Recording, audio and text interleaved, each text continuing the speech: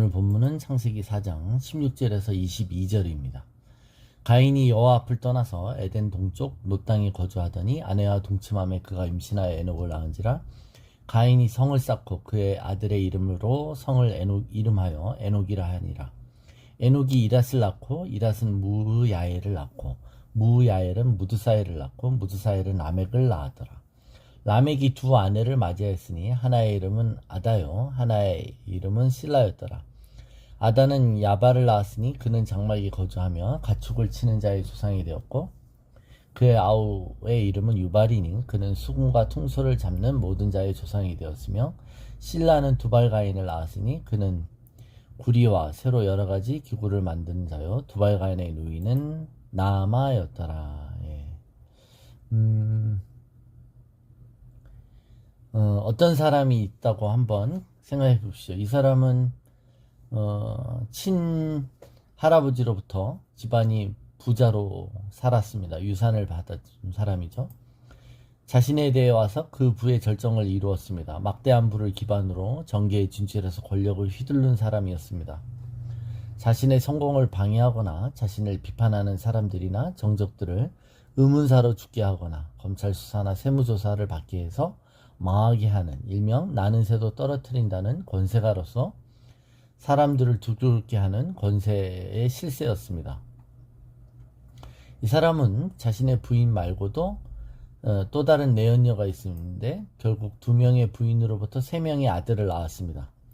첫째 아들은 미국에서 MBA를 하고 국내로 돌아와 아버지처럼 유명한 사업가로서 명성을 날렸고 또 대표적인 제조업을 성장시켜서 대표적인 그룹의 회장이 되었습니다. 둘째 아들은 타고난 음악적 재능이 있어서 줄리아드 음대를 나와서 세계에서 공인받은 유명한 천재 음악가가 되었습니다.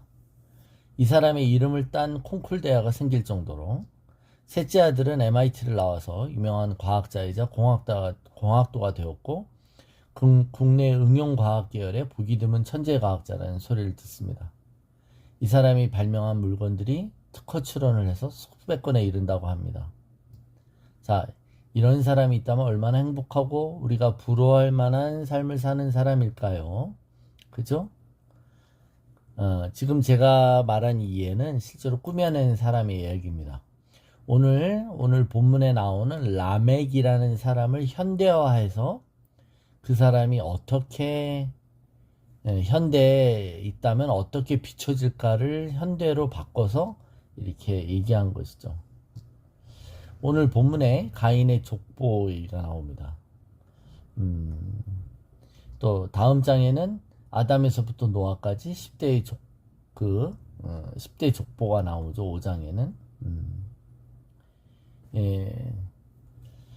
하나님께로부터 보호의 표를 받은 가인은 하나님 앞을 떠나 에덴의 동쪽에서 놋 땅에 정착합니다. 그리고 그것에 도시를 건설했습니다. 그리고 7세대에 걸쳐서 자손을 낳으며 삽니다. 그 가인의 족보를 보여주고 있습니다. 그죠? 4장에도 족보가 나오지만 5장에도 족보 얘기가 나와요. 그러니까 왜 성경은 자꾸 족보 얘기를 하느냐? 혈통이 중요하다고 그랬습니다. 혈통이 중요해요. 뱀의 후손이 여자의 후손에 의해서 머리가 상할 겁니다. 어떤 피와 혈통 가운데 있느냐가 중요한 거죠. 나중에 노아가 당대의 완전한 자였다라고 할 때 완전하다는 것은 그 피가 완전하다라는 거예요. 그 피가 완전하다. 나중에 더 설명하겠습니다만 오늘 창세기 4장에 나오는 가인의 족보는 실제로 하나님의 구원의 역사와 무관한 족보입니다.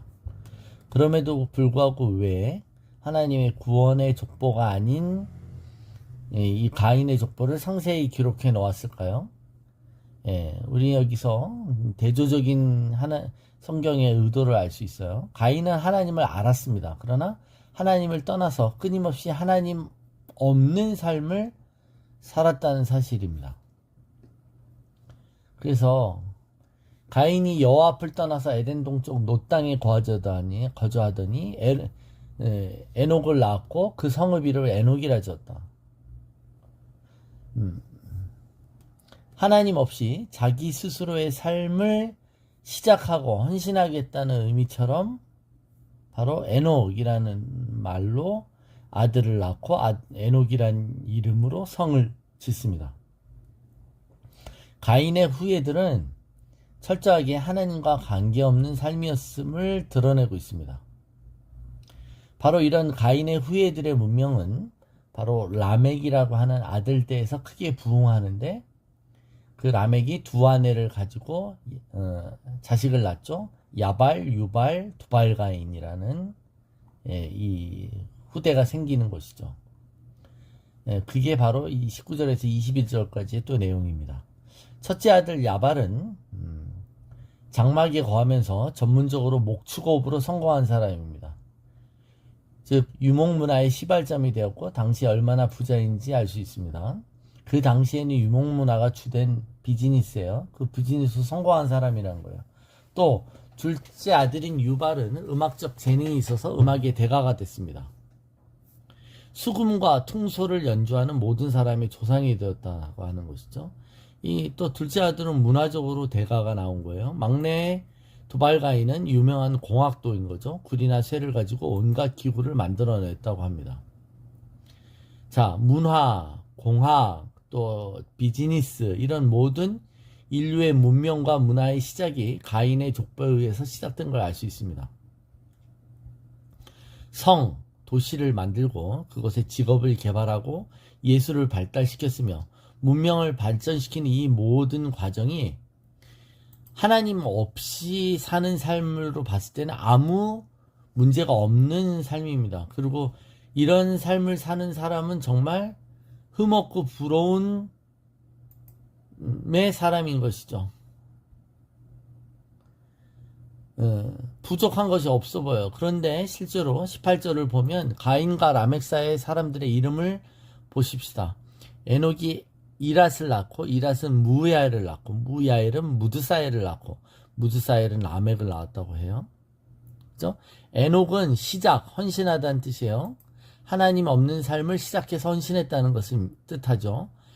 이랏은 자기 자신을 과시하다라는 뜻이에요. 무야엘은 하나님 때문에 맞았다라는 뜻이고 무드사엘은 지옥의 사람이라는 뜻입니다.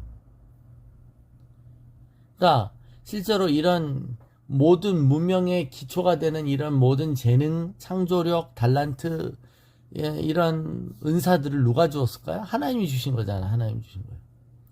인간에게 있어서 재주가 있다면 다 하나님으로부터 온 것입니다. 출애굽기 36장 1절에 부살렐과 오홀리압과 및 마음이 지혜로운 사람 곧 여호와께서 지혜와 총명을 부으사 성소에 쓸 모든 일을 할 줄 알게 하신 자들은 모두 여호와께서 명령하신 대로 할 것이니라. 그러니까 마음의 지혜를 주셨다는 거예요. 재주를 주셨어요. 지혜의 총명을 주셨어요. 이게 사람들이 재능이 있고 탁월함이 있을 수 있었던 근본적인 이유인 것이죠. 재주는 있고 능력이 있는데 하나님하고 상관없어요. 우리는 이것을 교만이라고 말하잖아요. 하나님을 인정하지 않는 문명은 결국 자기 자신을 숭배하게 되어 있습니다. 그래서 하나님 없이 인간 사회의 문화와 문명이 발달할 수 있어요. 그럴 때 그에 비례하여 죄악과 무질서가 늘어간다는 겁니다. 하나님 주신 일반 은총으로 문화도 발달하고 문명도 세련되어지고 거기에 과학과 예술 이런 게 발달할 수 있습니다만, 그러나 그 문화와 문명은 실제로 하나님과 아무 상관없는 문화와 문명이 된다. 가인은 하나님을 처음에 예배도 했었고 하나님을 아는 사람이었어요. 그러나 가인의 후손 중에 라멕 때 가서는 처음부터 하나님이 없었습니다. 라멕이라는 사람의 이름의 뜻은 나는 강하다라는 뜻이에요. 하나님이 없어도 나는 강해, 이것이죠. 오히려 가인에게 주신 보호의 말씀을 왜곡해서 하나님의 이름을 모독하는 것입니다. 우리는 하나님 없으면 강하지 않아요. 하나님께서 다 주신 것인데. 아까 서두에 제가 예로 든 그 가상의 인물을 아시죠? 성공하고 자식들도 다 잘 나가는 사람입니다. 그죠? 권세가 있고 세도 정치가 있습니다. 제가 이 얘기를 챗GPT한테 물어봤어요. 이렇게 이런 걸 현대화해서 이런 사람이 있다면 하고 물어봤더니 챗GPT가 이게 실존의 인물입니까? 묻더라고요. 그래서 만일 실존의 인물이라면 누구이냐 그랬더니 대통령의 이름과 어떤 재벌 그룹 회장의 이름을 대더군요. 이런 사람일 수 있겠다 이렇게 추측해요. 그러니까 여러분, 우리가 대통령도 부러워할 수 있고 재벌 회장 그룹 회장도 부러워할 수 있습니다. 그런데 성경은 하나님 없는 삶이다. 가인의 후손인 람에게 삶에 불과하다라고 얘기하는 것입니다. 예. 그러니까 세상의 족보에는 쓰여질 수 있죠. 세상 사람들의 인간의 역사에는 기록될 수 있으나 하나님 안에서는 아무 쓸모없는 존재일 값이다라는 거예요. 그래서 여러분, 인간에게 있는 모든 재주, 모든 재능, 그래서 만들어진 모든 문화와 문명, 그리고 모든 비즈니스의 성공, 이 모든 것들이 실제로 하나님과 상관없는 것이 될 때 그것은 불행인 것이죠. 나중에 창세기 11장에 이제 바벨탑 문명이 나오지만 하나님 없이 자기의 이름을 내겠다고 한 그들이 얼마나 불쌍하고 하나님이 그들에 대해서 심판하시고 분노하셨던 것처럼 가인의 족보를 쓴 것은 이 가인의 후에 가인에게 보호를 약속하셨지만 가인의 후손들은 계속 하나님을 무시하고 철저히 하나님을 부인하는 인간 중심적 문화와 문명을 쌓았다는 것입니다. 그것이 사람들 앞에 부러움의 대상이 될 수 있고 그것이 탁월함의 어떤 부러움을 유발하는 사람일지라도 실제로는 그냥 아무 의미 없는 가인의 후예일 뿐인 것이죠. 가인의 후예. 그래서 우리가 우리 자신을 돌아봅시다. 우리가 부러워해야 될 삶이 무엇인지.